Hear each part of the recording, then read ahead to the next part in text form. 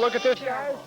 My face is puffy, and my hair needs to be washed. I have on my oldest garment that I've worn for 13 years, every year since we've been to Oaxaca. We're sitting here in the 13 evening. years. I thought I would catch Mom on tape telling me about some things she remembers about her childhood and her parents. Yes. And she's not, of course, wanting to do this.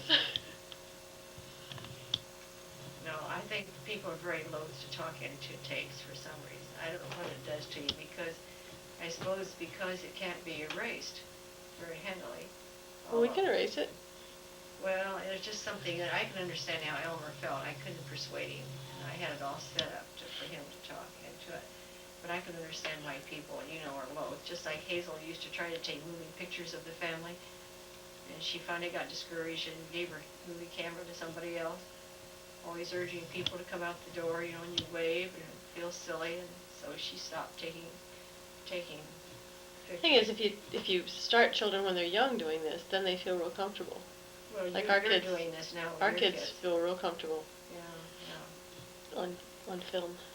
Well, I imagine, I don't know about Marion, how comfortable he. I've been intending to tape all the songs I learned. Well, I told Dad tomorrow morning I want to tape a singing session so that, because the kids always ask me after we've been with you the words of the songs, and so I thought if I got them all on tape that we could play them and remember them. I didn't remember the second stanza of Sammy Put the Paper on the Wall, but I don't know how many times I have thought about that song. Whenever once we had a picture taken with some English people that were visiting, and the Hammers and us were there for dinner, we were sitting on a couch, Ed and Marion and Phyllis and me and Sybil. And Ivan was taking the pictures. There were 5 of us on a couch, and I know we were all sitting and squeezed together, and I said, saying, nobody else had heard of it, right? No. Just like I've never heard anyone else ever sing "Speaky, speak to me, lovely, speaky, spiky, spoky." That's one. Did we used to sing that in Girl Scouts? No. Where did I learn that? Must have learned that in Girl Reserves or something. Must have been Girl Reserves. Well, So tell me about your mother. Oh. And your father. You were starting to tell me all the places that they had lived and all the things they'd done. Well, as I said, I've been interested in genealogy of the family for many, many years and never have done anything about it. And sad to say, I did not ask my mother and father when they were living anything really that I could have written down about their childhood. I feel very badly about that. And all the people are gone now that would have known anything about it. My mother was very close to all her cousins. Now, she came from what size family? What do you mean? Were there any brothers and sisters? Oh yes. My grandpa, that's where I went out that's why I went out to Kansas in June. I was looking up a little bit of the Cooper family and the Sick family, which is my mother was a Sick. Right. Ida, and I found out really her name was Minna, M-I-N-N-A, Ida Minna Sick. It was not Minette. And on her tombstone, her gravestone, I put Minette. Mother always told me it was Minette. But I found a paper that said her older sister had to do an affidavit because Mother had no birth certificate in those days. And it was Ida Minna, and I found the name Minna used many, many times in all the friends and relatives. Well, now, how big a family did she come from? Well, Grandpa, and that's what was astounding, because Ralph Sick, who lived in Russell, Kansas, who died in this April, and I had planned to see him in June. I'd never been to Russell. We never had time to go stop. And Marion had agreed that this June we could do a genealogy trip. And Ralph died in April, and his daughter lives in Washington, D.C., and she has been interested in the genealogy of the Sick family, because that would be her grandpa Sick, who was my mother's brother. So she had traced it back to in Washington, so that we knew that my grandfather, who came over from Germany when he was 2, had 4, 5, or 6 brothers and sisters, and we had never known about that. All I knew was about my grandpa Sick and my grandma Sick, because every summer when I was growing up, Mother and I used to take the train and go up to that whole, must have been in Mitchell, in Lincoln County. We'd take the train, and the train used to go to Gaylord, Kansas, where my grandfather sick and grandmother sick lived, and he would meet us at the train in a little horse and buggy, one-seated horse and buggy. He had a white horse by the name of Nancy. And we have a picture of that house. And so this summer, in our trip, we drove to Gaylord.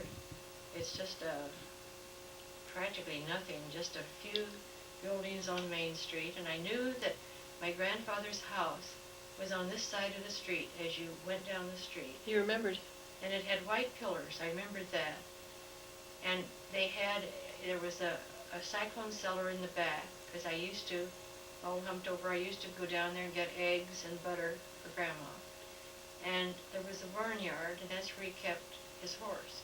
Was it still there when you went there? Well, so we drove down this street, and we came to the corner, and I said to Marion, I think that's the house. But there was a hedge, a 6-foot hedge in front of the house.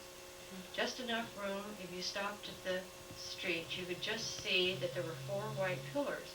And I said, it was a 1-story house. I said, I know that's the house. So we stopped, and I knocked at the door, and I said, I am Lucille Scott, and my grandparents used to live in this house, I'm quite sure, and their name was Sick, and I wondered if you would let me take a picture of the house. And it was beginning to show a great deal of wear. The roof needed to be fixed, and it was changed in the front. They had taken off a side porch and done something. So she invited me in. Wasn't that nice? And she said, my husband has a cold, a very bad cold, but he could tell you more than I. She didn't know anything about the family at all. And so I found out that he was the keeper of the records for the cemetery. And so he told us where the Kohlenbergs were buried. And this was at Gaylord now, and Grandma and Grandpa were buried in Beloit, Kansas. And so I talked to him for a few minutes, and he remembered the Kohlenbergs, that was my mother's sister. And he told us where the cemetery was, so then we drove out to the cemetery, and we saw Ralph's mother and father were buried there, too. Ralph's 6, they were buried there. And so, I don't think there were more than 3 businesses, and they all looked pretty dilapidated. So at least I had been to the house, and I was glad about that, because we have a picture of Grandma and Grandpa, 6, sitting in front of the house. And it was quite a pretty house, but I always thought it had I don't know where we slept. That's what bothers me. I can't remember that. All I can remember is that the tablecloth, Grandma always had a red and white check tablecloth, those old-fashioned tablecloths. I remember that. Oilcloth? Oilcloth or cotton? No, cotton. And they also it was different inside, because they used to have doors that came out of the wood and closed. And I used to go into the parlor, and Grandma had a little organ that you pumped with your knees, an old-fashioned organ, and I used to play the organ. And they had a what do they call it, hair cloth sofa, a little black sofa, and they also had a horsehair sofa, and they had, no one went in there except when they had company, and they had a bookcase with glass doors. They had a stereopticon that you look through, and I used to use that, to look at pictures through the stereopticon. And I remember that, but I don't remember where we slept. And I remember the barnyard, because I have a picture of the barnyard with Grandpa and the horse. And you could see a white church at the back. So then after we left the house, we drove down. I knew that there was a road by the side, and that road went out to the country where my mother's brother, Al Kohlenberg, lived. And I remember they had 3 children, Florence, Gladys, and Orville. And we used to be out there a lot. That was a big 2-story house, because his wife had inherited quite a bit of money, and I can remember I used to go out and gather eggs. And I remember them making, churning butter. It was a round churn, and I can remember pumping this churn to make butter. about all I remember that, except that we used to play in the yard a lot. And then I remember another house, and I don't know who lived there. It may have been my Aunt Mattie.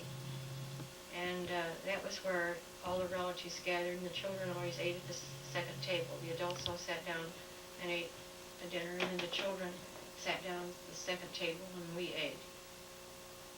And that's all I remember about that, just those few remembrances. And then my grandma and grandpa moved to Beloit, and grandpa got a one-seated car, and he was working for a nursery, sold trees and things. And he traveled, and he had shaved his beard by then. And he was a tall man. He seemed like a very tall man to me. And my grandmother was very, very short. She had come over from Germany when she was 20. And and this was what Judy, Ralph's daughter, had discovered, that she was 20 when she came over. And they found out that her father died when she was 8. And her mother had remarried a Carl Schultz, S-C-H-U-L-Z. And so his son and grandma came to America when she was 20, and I suppose Carl was about the same age. And they went to Wisconsin. And then when Carl got a job and got enough money, he sent for his father and his stepmother, who was my grandma's mother. Mm-hmm. So her name, by that name, you see, my grandmother's name was Wilhelmina Kramer. And her mother then married Carl Schultz. So I just always I always wondered what relationship we were to the Schultzes. So we really aren't no blood relation at all. It's just a relationship through marriage. And they always called my grandma Minna. They thought that she was their real grandmother. So anyway, then Judy found out that my grandpa had these 5 or 6 brothers and sisters. I had remembered as a child, because my dad by that time was working on the railroad, and we had a pass, so we could afford to go. We couldn't have gone if we hadn't had a pass. We went up to Wisconsin. I only remember once, and we must have gone more times than that, up to Watertown, Wisconsin. And this is something I intend to investigate too, because that's when we go to Madison. We can go to Milwaukee, up to Milwaukee, stop at Watertown, then go on to Madison to see David and Ann. And I can remember taking a trip on a steamer where we sat. The relatives must have all gone. It was just kind of a steamer, not a great big boat, but a steamer. Across the Lake Michigan? In a lake. No, it was just in a lake steamer. And I remember that trip, and I remember visiting in Wisconsin. And I remember going to Salina, Kansas, to visit an Aunt Sophie. And I was sure that Aunt Sophie must have been my grandpa's sister. So that was why we were going out. And that's all I remember, really, of my growing up, except that every summer we went to Gaylord for years till Grandpa and Grandma moved to Beloit. And I remember when I was in high school going to Beloit, and they lived in quite a nice house. And had an indoor bathroom, and the other houses had outdoor toilets. So for that time, that was... Yeah, so that was pretty nice. And Dad and Grandpa was working for this nursery, and scared me to death to ride with him, because I was in high school at that time, and I realized, it frightened me to ride with Grandpa. Grandpa and Mother and me in this one-seated car. And he was getting elderly by then. He must have well said in his 70s, and here I am in my 70s. And my mother had never driven a car, so it didn't frighten her. She didn't know it was anything to be frightened about. But anyway, Ralph then was in high school, and I can remember we used to visit his mother and dad. That was Aunt Beulah and Uncle Will, one of my mother's brothers. Aunt Mattie was the oldest, and she married Charlie Kohlenberg. Then it was my mother, and then Clara, who died when she was 19. And she, just 2 or 3 days before she was to be married. She died of, I've forgotten now whether it was diphtheria or smallpox or what it was. I have that written down, but I've forgotten. And we found her grave. this last summer. And the man she was to marry, the young man she was to marry, is buried right next to her.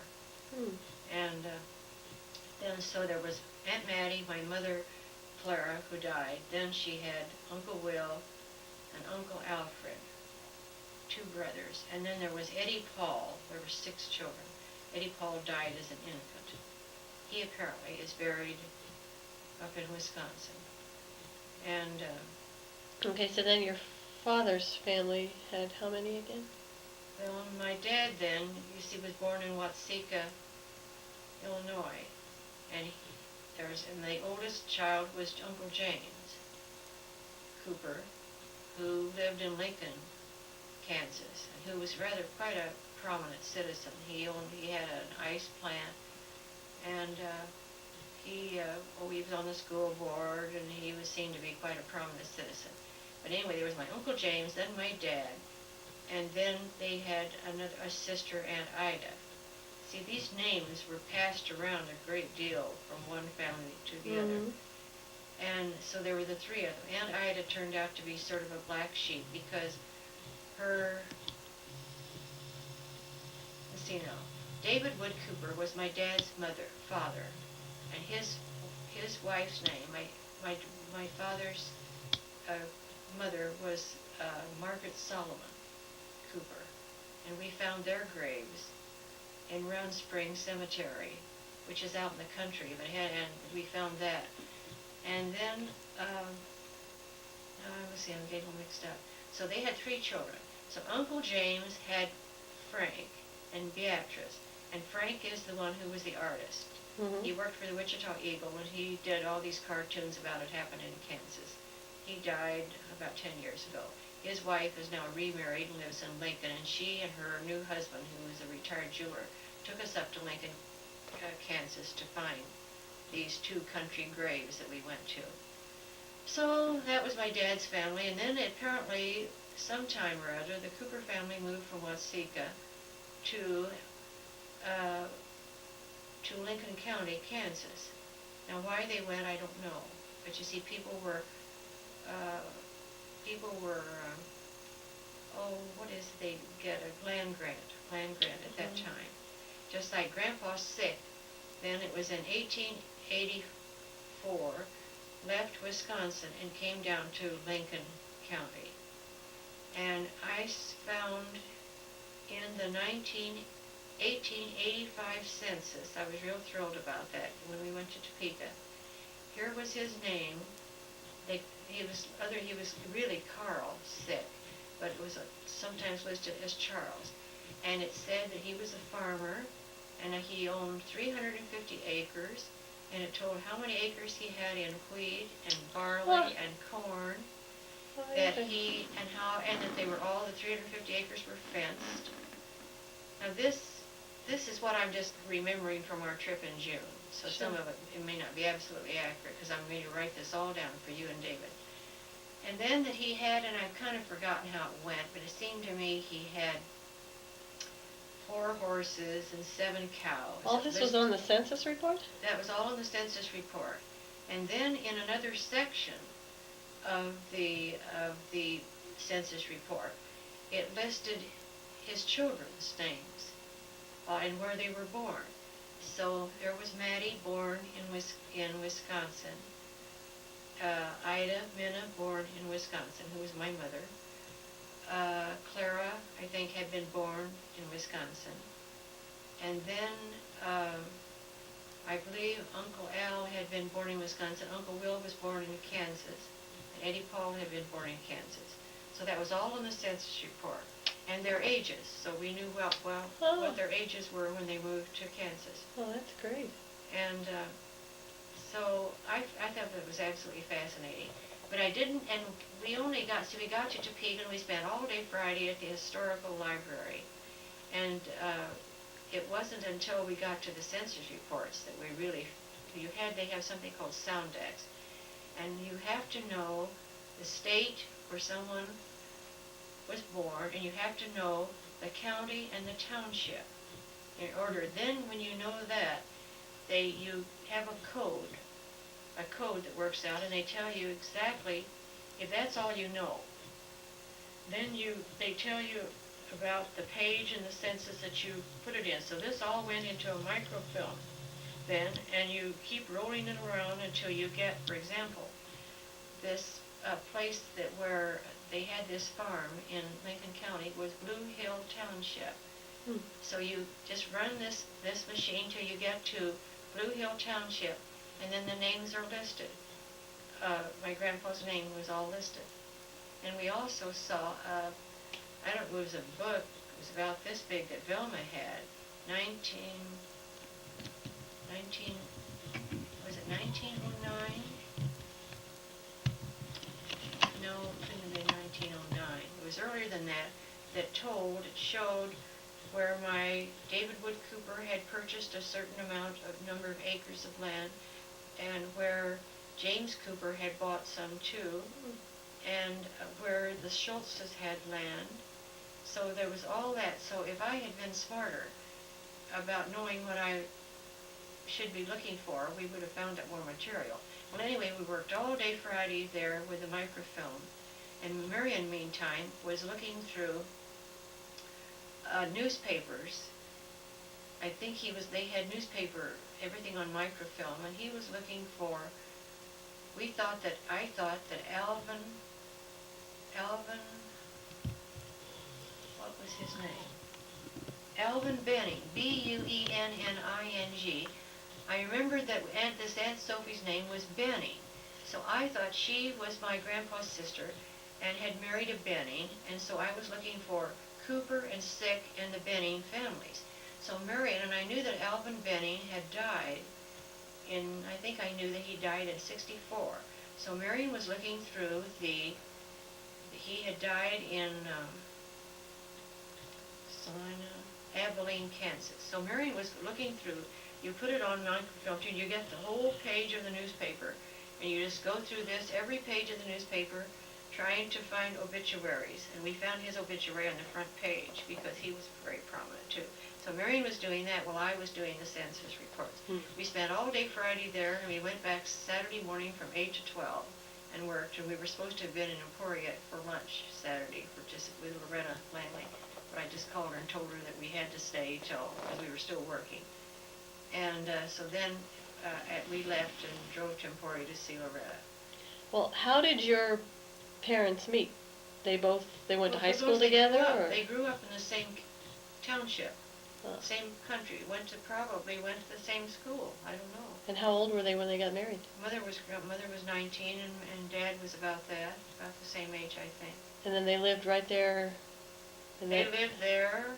They lived there a short time. See, I don't know how long they lived there. Then where did they move after that? Then they must have gone. They went to Beloit because that was where they had this hotel. And tell me about the hotel. All I have is a picture, and I just know that they did. See, that's what I didn't. I know, but before you were telling me something about Grandpa did something, and then Grandma ran the hotel.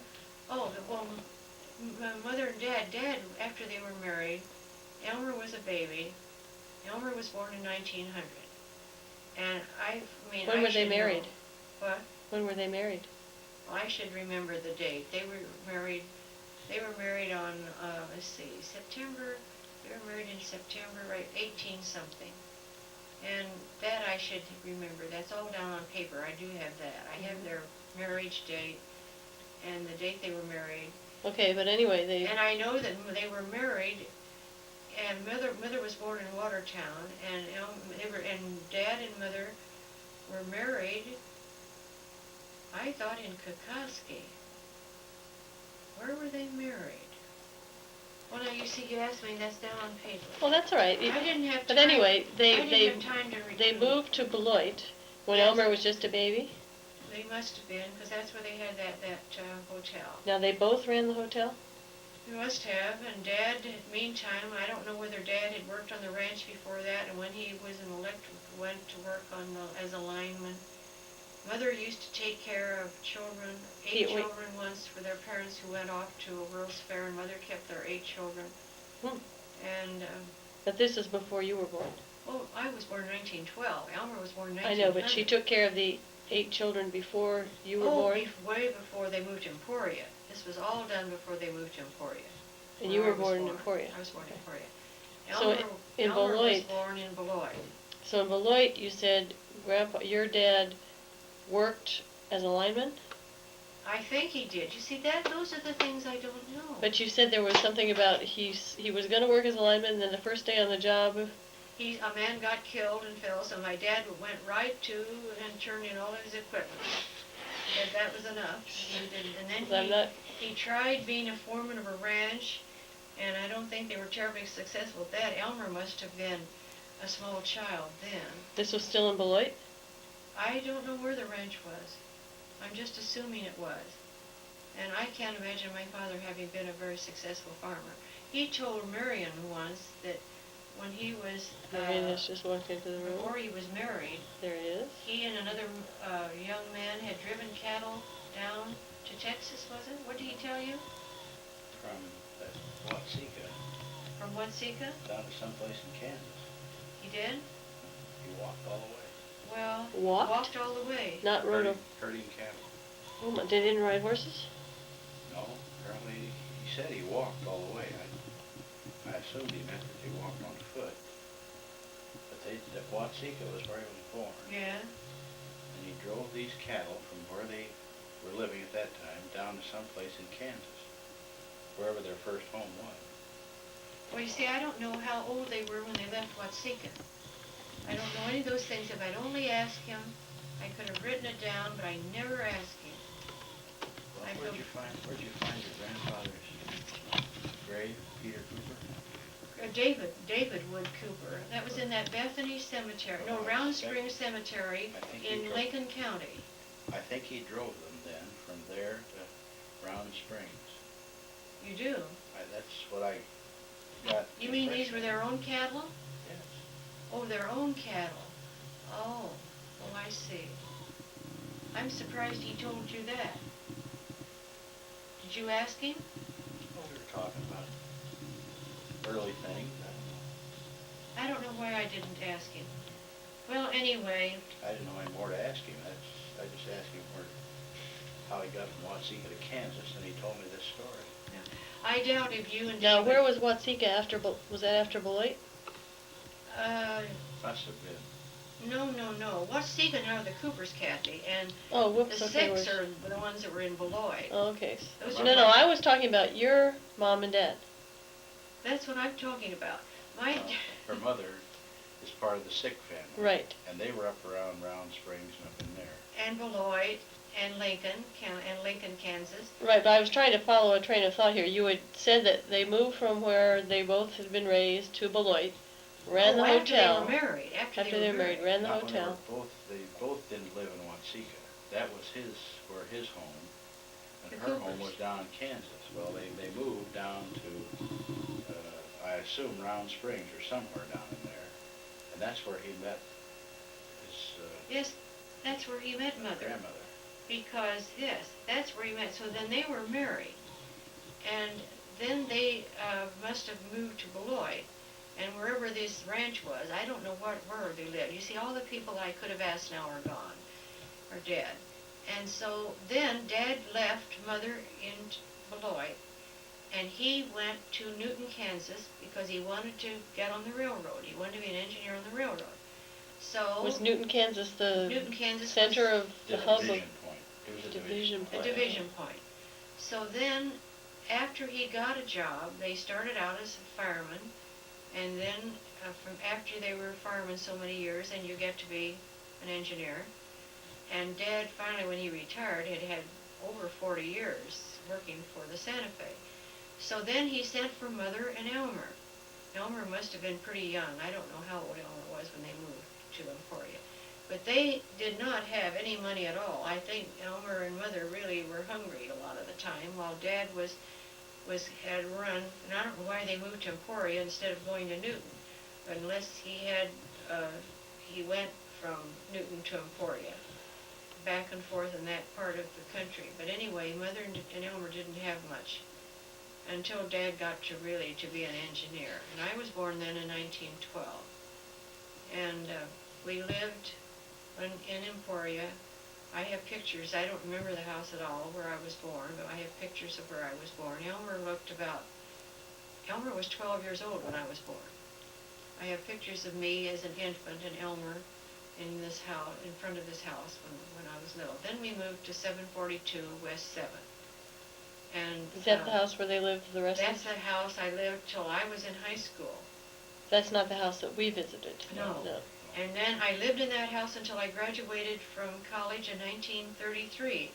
And strangely enough, which I don't remember, I graduated from college in 1933. And then I got this job at Kingstown, Kansas. You remember that when we came back from that California trip, we went to Kingstown. And I taught 7th, 8th, 9th, 10th, and 11th grade English, and 7th and 8th grade penmanship. And I organized the school library and organized a Girl Reserve Club. I remember that well. I was there just 1 year. And I lived with Fritzlins, who lived across the street, who boarded the teachers. And so that year, I was there just that 1 year. We still laugh about her teaching penmanship. I know. I know. There was a little boy named Charlie Cooper who was in my 7th grade penmanship class. And I had these same kids, you see, in English and penmanship. And he knew that when I sat down at the desk that I wasn't too good. Because that summer when I got the job and found out I had to teach penmanship, I remember going to the public library and working day after day after day with Mr. Housen's penmanship course. I took his penmanship course and practicing all these O's that you make and these straight lines. Ovals they were called, and push-pull. And push and pull. Yeah. And the capital letters and the small letters. And I worked all summer long because I knew that I was going to have that job in June. So I worked June, July, and August. I had 3 months to work on that. And so Charlie Cooper knew that I wasn't very good about sitting down at the desk. He always wanted me to sit down at the desk and show him how to do this. But I could do it pretty well on the board, and I always preferred to do it on the board, showing them how to do these things. But I remember Charlie was the Peck's bad boy. I always liked him, but he really was a handful. But anyway, so then at the end of that first year, my superintendent, got a job in North Platte, Nebraska. And you know what is strange? I don't remember anything about him after that. No, he didn't get a job in North Platte, Nebraska. He got a job someplace else in Kansas, and I don't remember the town. And he wanted me to go up there to be the librarian. To teach English and be the librarian. So, and if I remember now, I think I was going to go. I'd made up my mind I was going to go, so I went back to Emporia, and I was going to think about it. And I got a call. I'd only been home a week or two, and I got a call from KSDC saying they had a job for the library opening in North Platte, Nebraska, and that was what I wanted, although I had a double major in English and library. And so that was exactly what I wanted, so I accepted. So then I had to get in the car. Mother went with me, I remember. And I drove out to Kingstown. It must have been still in June. And I had to go to the school board meeting. No, you had a car? Yes. We had a car by that time. Dad had a car. Oh, it was your dad's car. It was an old Oldsmobile. Okay. And I learned to drive when I was 14 in my brother's Model A, Ford. Elmer had a Model A Ford. This was the car after the Model T. I don't know when the Model A came out. Do you know, Maureen? But I remember I'd watched Elmer. It was just a one-seated car, and I remember getting in. He must have left the keys in one noon when he came home for lunch. And I remember getting in the car and driving around the block. And How daring of you, Mom. All by myself. And you didn't get driver's license in those days. And I went in and told Elmer, I could drive the car. But Elmer used to scare me to death in that car. When in wintertime, I'd get in, I'd be riding with him. And he'd drive down, we were just the second house from the corner, and he would drive, then he would put on the brakes and spin the car around a couple of times in the intersection. I used to do that with my sister. And that used to just scare me to death. And, Somewhere you lost the train of your life. well, I know I did, yeah, but I learned to drive when I was 14, so we drove out to, and we didn't have a car till I was in high school. And all those years, I used to walk every place. I walked every day to the public library. It must have been a mile downtown from where we lived to get a book and check out books and carry them home. Nadine and I always walked every day. We went to the Driven movie. the car down out to Kingstown. You've driven the car down out to Oh, Kingstown. well, Kathy also wanted to know a little bit about my growing up. And Nadine was my best friend, and we used to play jacks and paper dolls, and that was our primary book, play. Now, was she a neighbor? What? Was she a neighbor? Yeah, Nadine lived on 8th Ave, she lived on, what was that, 7th, we were on 7th. That must have been, I can't remember what that street was. Anyway, Nadine lived, we were neighbors. We were good friends from kindergarten, clear till she died in 1983. And Tommy Roberts lived next door, and he had a bicycle. I never had a bicycle. My family never had enough money for a bicycle, and I learned to ride a bike on Tommy's bike. It was one of those small ones. And anyway, I don't have many remembrances. I had a lot of stray cats and dogs they belonged to me for a while. Now, what about Bluebird? Bluebird was one of my favorite cats, and she had a bulldog who lived behind us, attacked her and hurt her so badly that she died. She was my favorite cat. Almost all the others were strays that I brought home. Was Bluebird a stray? No, I don't think so. I'd had her since she was a kitten. I can remember, you talk about smells and sights. The one thing I remember was the day she died. And I was crying so, and Mother let me stay home from school the day she died. I just couldn't go to school. And the only other thing I started to tell you in the beginning, or maybe it was before you turned the video on, I remember two very embarrassing things. When I was in 5th grade, my teacher was Mrs. Wolf. Two things happened in that year. Grace Thomas and I were out for recess, and there were people, I probably shouldn't put this on tape, but the house next door was fenced in. They had a barn, and the barn door was one of those half doors that open, the top and the bottom part. The bottom part was closed. And this little white terrier, I remember, kept jumping at that door, wanting to get in and barking.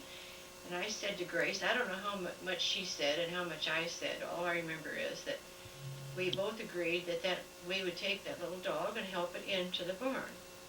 So we went through the gate and went over there and picked up the little dog and put it in the barn. And we went back, at that time recess was over, and they rang the bell, and we went back into our room. And before school was out that afternoon, the lady next door came over up to Mrs. Wolf and told her that some of the children had put this little dog in the barn. And that was a big mistake, because the little dog that was in there pretty soon had puppies. And I'd never forgotten how embarrassed I was about that. And the other thing was that Elmer, by that time, was in the National Guard, and for some reason we were going to move to California, either on a vacation or to move. And I told everybody goodbye, and I thought I was leaving for the whole year. The teacher kissed me goodbye, and I told all my friends goodbye, and I went home. And Mother said, this must have been about World War II. It was about 1918, because Elmer lied about his age. And Mother said, no, we weren't going to go. And the next day I had to go back to school after everybody had kissed me goodbye and said how sorry they were that I was leaving. And I just said to my mother, I cannot go back. I cannot. I wanted to change schools. I've never forgotten that. Isn't that terrible? Those two things happened to me in the 5th grade. And Mrs. Wolf was a wonderful teacher. I liked Mrs. Wolf. And it was in that building had wood floors. I can remember that. And I remember that's when I got started reading all the Tom Swift books and all the motorcycle series books. And that was also when this boys and girls all took sewing classes. Miss Ferguson was our 6th grade teacher, and I embroidered did a lot of lazy daisy stitch and French knots, and made a tablecloth, which I think I still have. Did you ever get to Kingsdown? Anyway, that was, I told Kathy, I don't remember much about growing up, really. Well, let's get this intro part, and then we'll go back to Kingstown. Where am I supposed to go now? Oh, well, let's see, that was 5th grade remembrances you have. Well, What do you another have? episode that was interesting was that about this time, Elmer apparently was dating Liz. And her sister Mary went to Walnut, where I went. And the school was right in, the next was on 8th Avenue, just behind us. So I could go to school about the last minute. I just walked through the neighbors on their sidewalk. I never walked on the grass, because even then I remembered I didn't believe on walking on grass, people's grass. I walked on the sidewalk and walked across the street, and then I could go to school. And so that was Walnut School. So Mary Haywood, thank you, Mary Haywood went to that school. We must have been in the same grade, because I was only 6 months older than she was. She had a horse, a Shetland pony, and that she tied up in the alley behind the school. And so one day she said, why don't we go down, ride this horse, I don't remember the name, downtown and see a movie. This was on a school day. So as soon as school was out, I got on the back of Nancy, and we rode downtown. And I don't know what, she must have hitched that horse right in front of the theater. I don't know where she put that pony. And we went to the movie. And we came out. It must have been, around 6 o'clock. And we were riding home on this pony. We went by the high school, and Elmer saw us. He'd been out looking for us, because Mother didn't know where I was. I had not come home after school.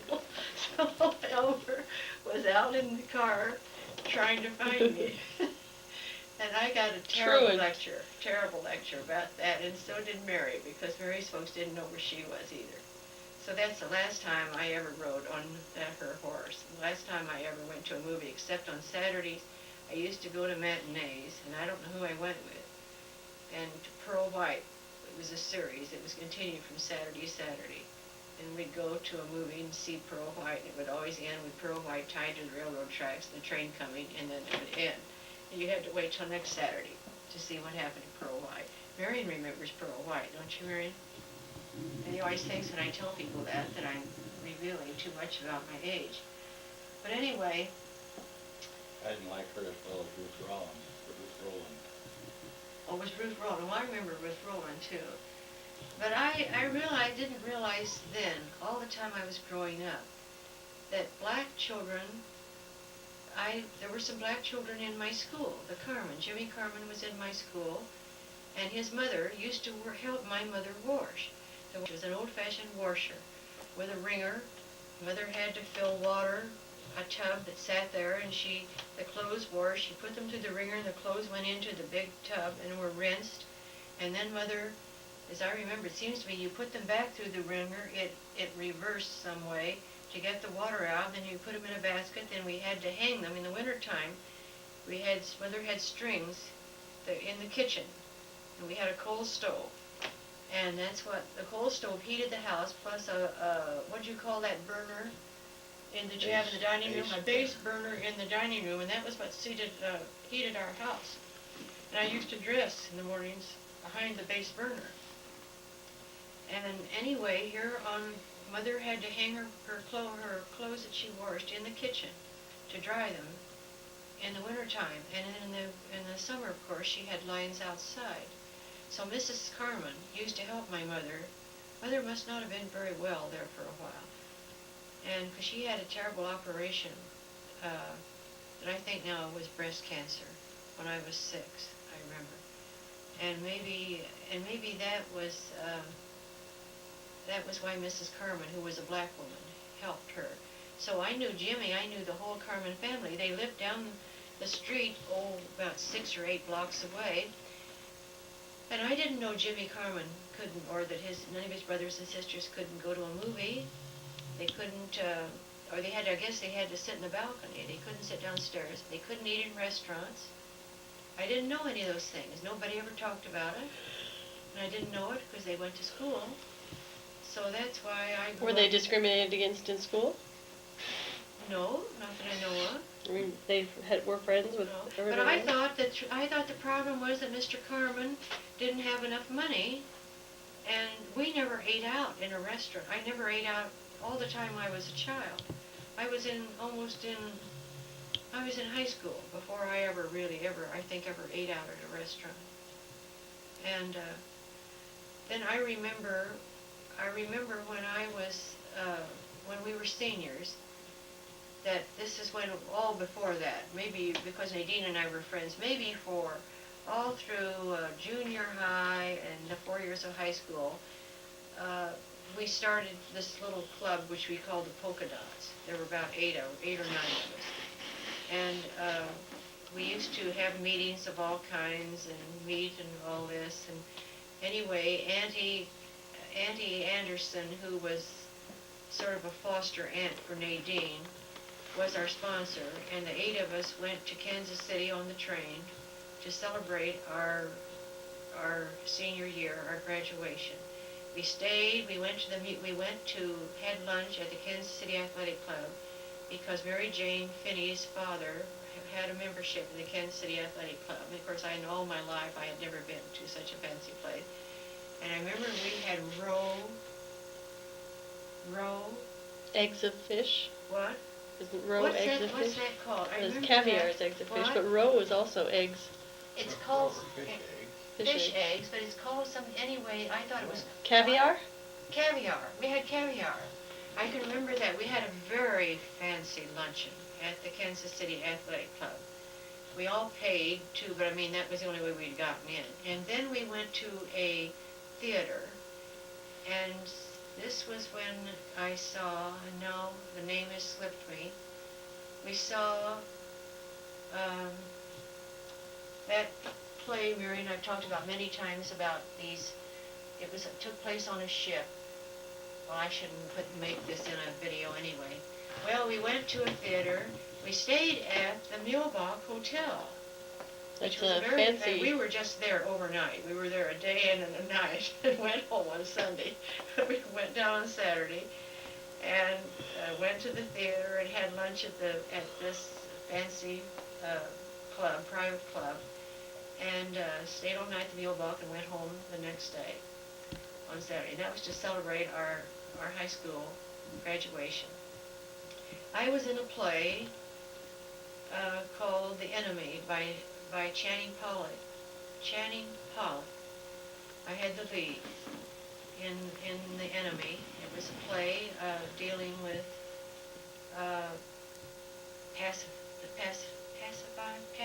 Pacifistic? Pacifist? What's Pacifism. pacifism? Right. I can remember that yet, and that impressed me greatly. And Nadine was in a number of plays. That's the only play I was really in. Nadine was in a number of plays. You went right to the top and were the lead right away, huh? Well, I don't know how I got that. And the speech teacher, Dorothy Shelton, was a speech teacher. And that's where I learned a lot about poetry. Because I can remember there are a lot of the things that I memorized. I remember that's the year I memorized On the Road to Mandalay, where the flying fishes play. I memorized,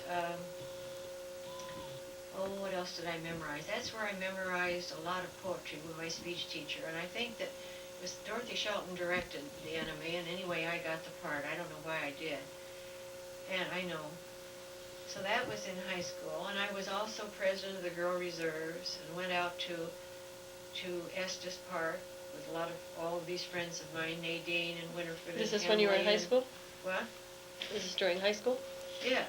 When I was a junior in high school, we went out to Estes, and I was president during my senior year in high school. Who went with you?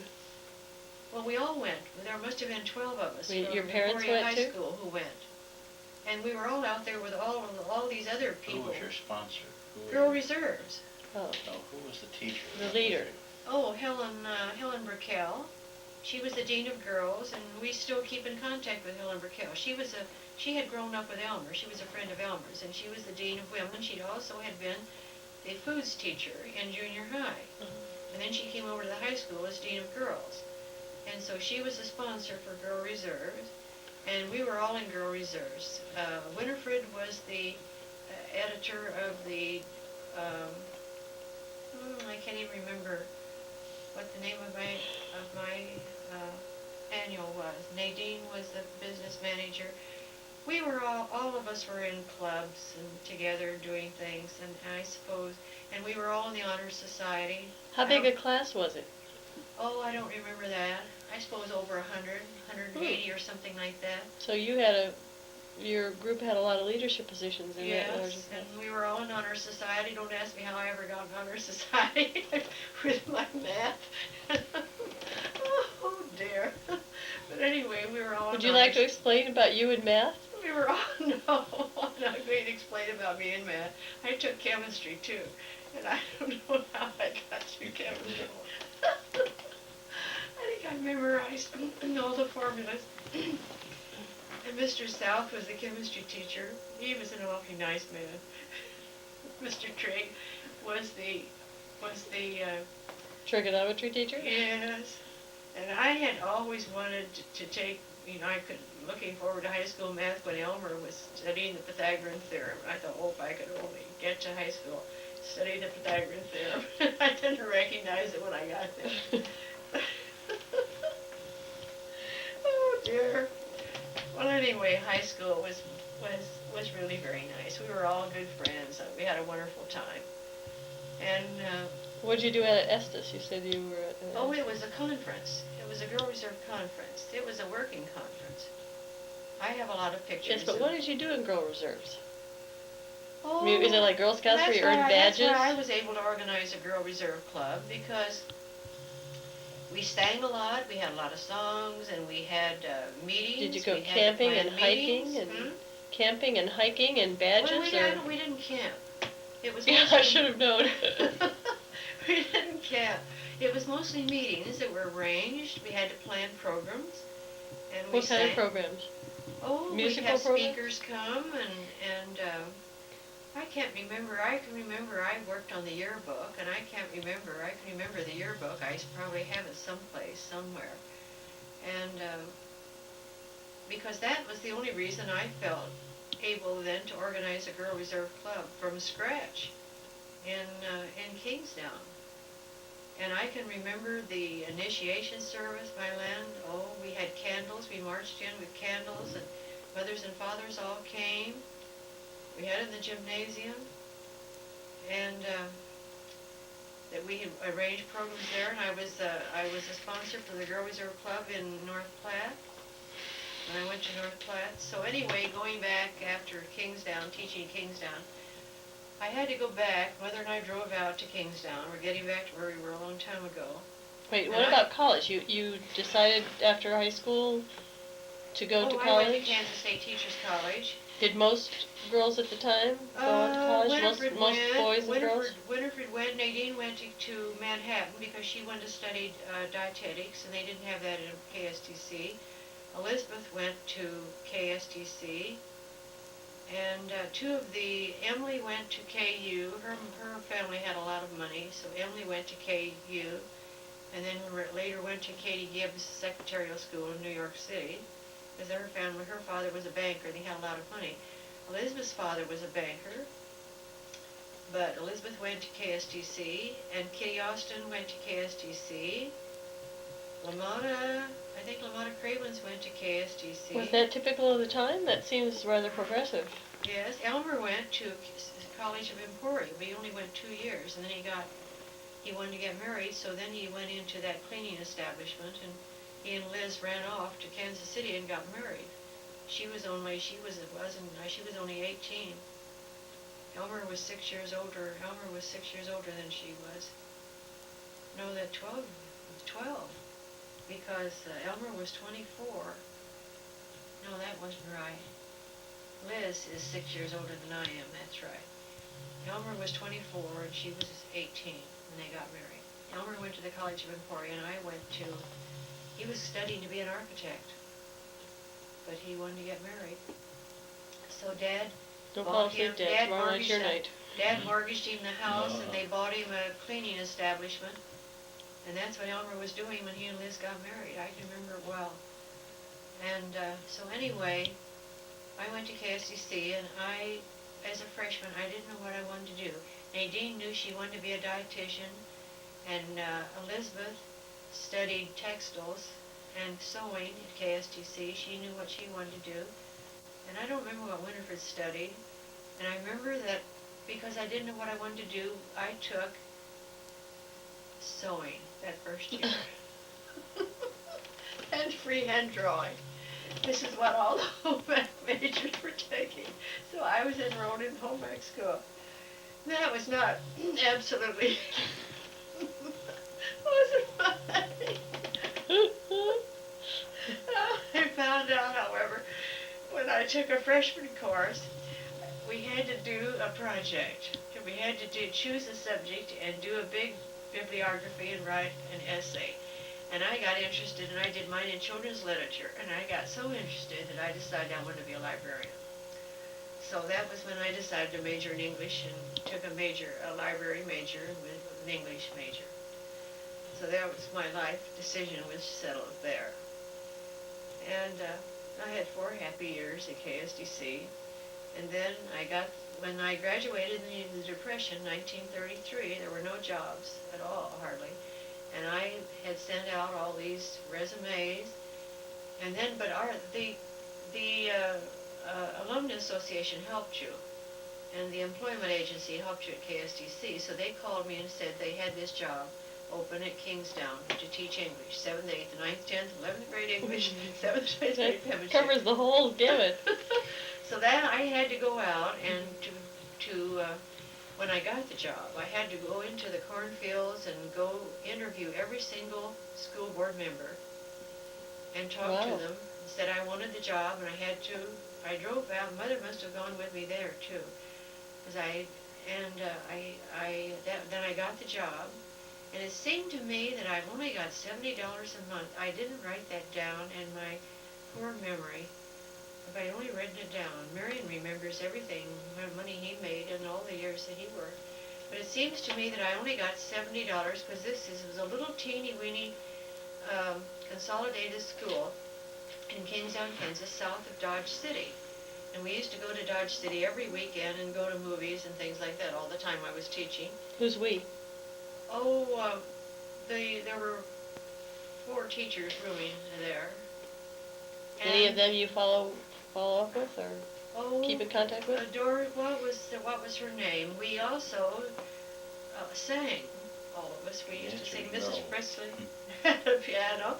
And I can remember at one of the high school dinners, to my embarrassment, 4 of us sang, and I can remember that was the song we sang, "Tell me why the stars do shine, tell me why." What's the rest of that? The ivy twines.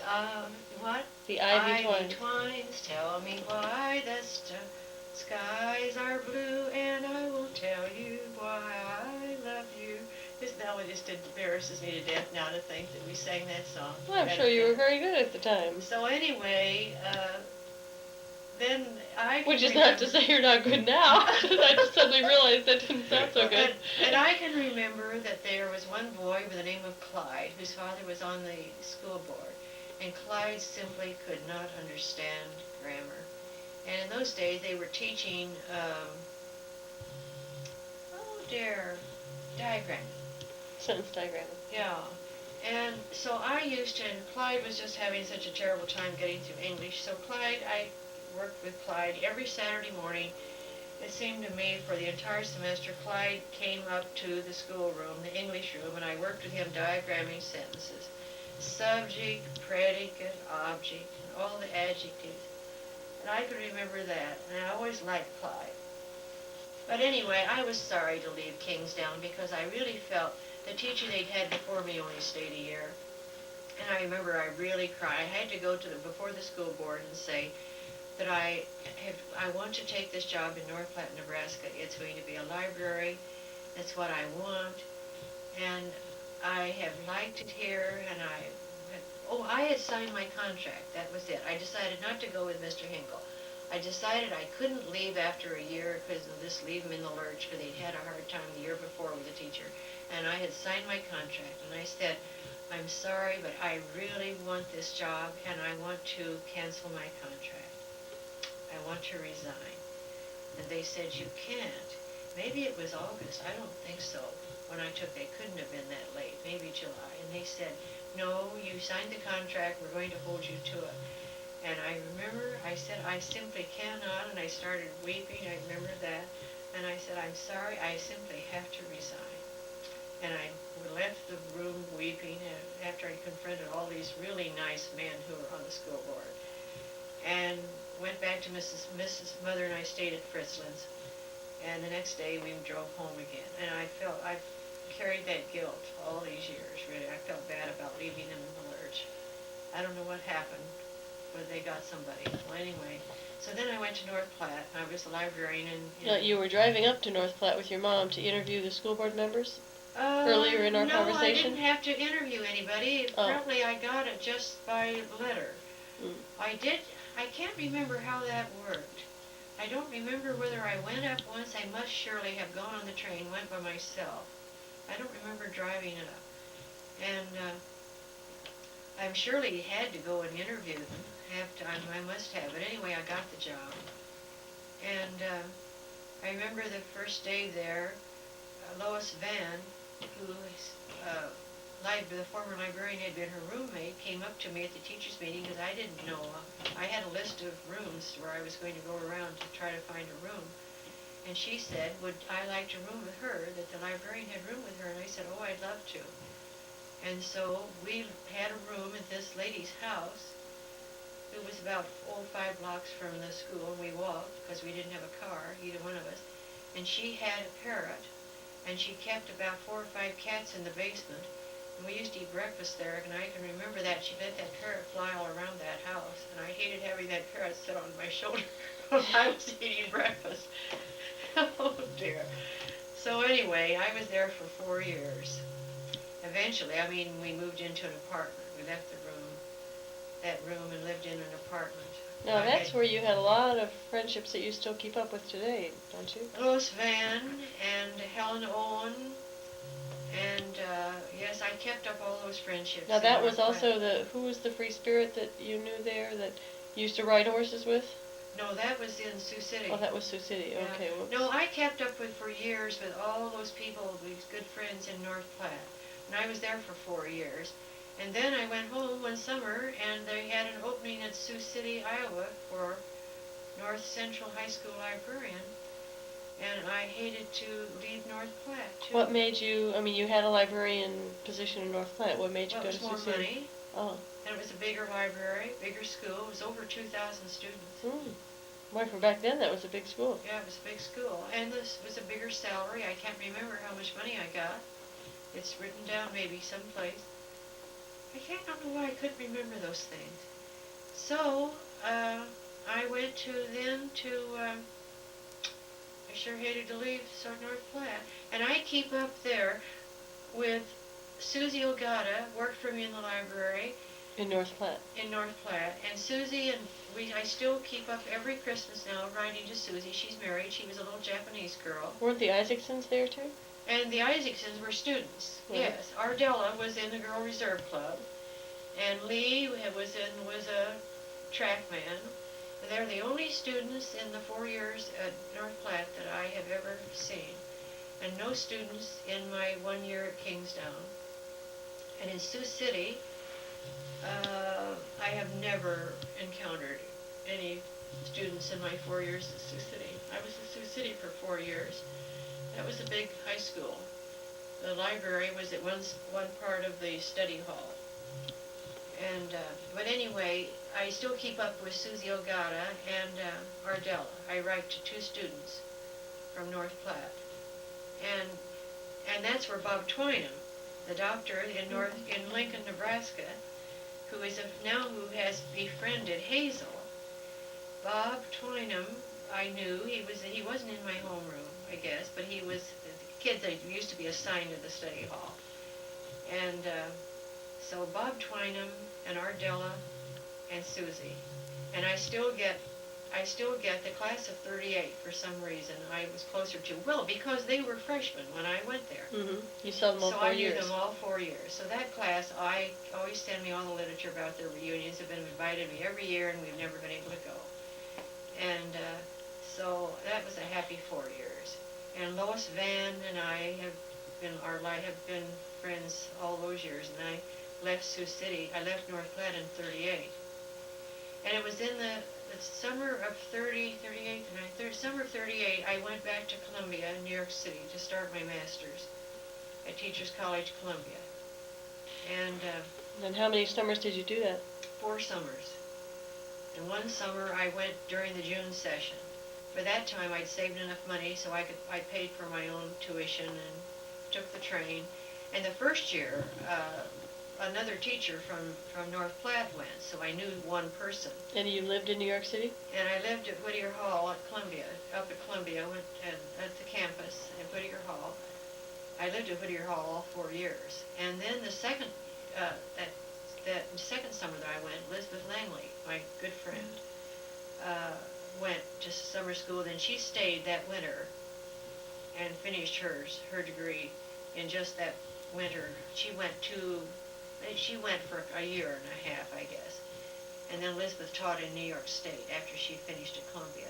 And you used to walk in Greenwich Village, you used to walk in Central Park at night? No. But during the daytime, on Sundays, and I always did it alone. I wonder now how I ever had the nerve. No one was afraid in those days. But the park, Riverside Park, was over against the Hudson River. So I used to buy the New York Times, and seems to me I always took a blanket too that I sat on. And I used to go over there after church and read the New York Times in the park. No, I never went over there at night. And we never went to Harlem at night either.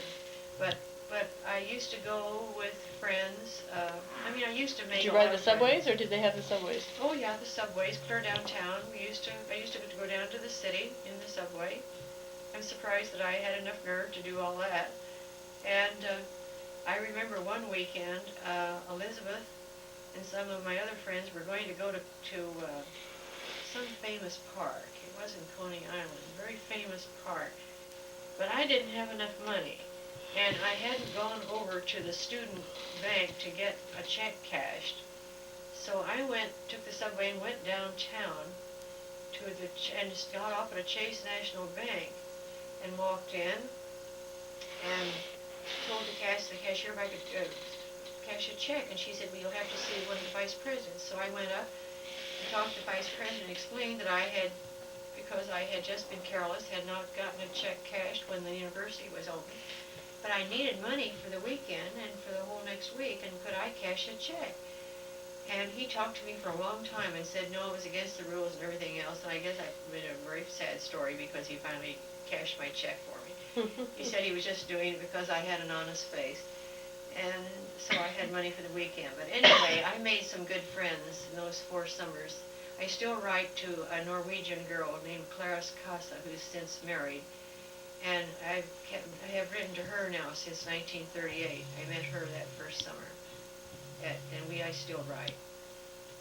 So then I finished my 4 summers at Columbia. And I was at Sioux City all that time, I guess. And one summer, one teacher's convention time, I drove with Lois Van to Lincoln, and Marion was home at Easter from Purdue. And You mean we this went handsome, out. dashing man here? Yes, this Where is he? fascinating There he man is. sitting here in his robe and pajamas. Who swept you off your Yes. feet? And he was home for I only met you that one time, did I, Marion? And Lois and I went out to the house, and I had met Hazel before, because Helen Owen was a good friend of mine, and Helen was a long old friend of the Scott family. And that was how I met Hazel, through Helen Owen. And so that weekend, I met Marion, and that weekend, I guess I had come down on the train from Sioux City, to stay with Lois. Lois by that time was teaching, was working as a social service at Tabitha Home in Lincoln. That's what I came to come down on the train to visit Lois. But I had met Hazel before during teachers convention. And so we went out to the Scott house, and Marion was there, and I met him. And Marion said he would take me to the train the next day, and I said, "Oh no." This Lois shy and would retiring take me. person right here said Yes, that? and I said I said Lois Fan would take me, and Helen Owen gave me a kick in the back, and so I decided that maybe she meant that I should accept Marion's invitation. And so I said, well, maybe that was all right. If Marion thought he had time, he could take me to the train. So Marion took me to the train. It seems to me we had a hamburger or something, didn't we? No, we had more than a hamburger. We did? Did we go to eat? At Helen's insistence, I was supposed to take you out to dinner, too, before I took you to the train. You got railroaded into this, Dad. Yeah, I did. I called up and tried to get you to go to dinner. No. It's not that we eat with Lois Van. Lois Van, and Lois Van kicked her or something. Finally, she said, well, maybe we could do that. Well, we went down to a fine cafe in Lincoln and had dinner. Well, Marion, I was probably so taken with you that I just don't remember a thing about the dinner. Then I took you to the train, put you on the train, and Betty Hammond was on the train. And she had been a classmate of Marion's. And Was she at Sioux City? So did she tell you all these good she was teaching in things? Sioux City at that time. Oh, she was. So she Yeah, told you all these. She was teaching in the grade school. And I knew Betty. She was a friend of mine. Oh, so she gave Dad a good reference. Well, Betty. she didn't know it. I had never told I her was about only in Marion. junior high with Betty. Hmm. She went to Lincoln High after that because her It parents were was required. only after I told her about you that I found out that she knew you, I think. I didn't know that at that time. Oh, she was only in maybe the 8th and 9th grade. Then she went to Lincoln High. You mean we met Betty that time you put me on the train? Yeah. We did? She was taking the train also to go to Yes, Sioux City. yes. You know? Well, so then, first thing I knew, I got a letter from Marion. A letter. A letter. I tell Had you known at the time how rare that would be. Little did I know. Got a letter from Marion, which I answered. And so we started corresponding.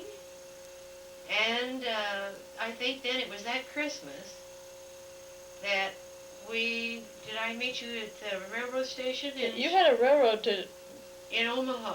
Well, that Christmas I sent you a gift. No, it was that first year. No, it wasn't surely the first year. Was it the first year? Del, I remember. Marion sent me a gift. We Is this had the met record before, player? Marion. We surely, yes.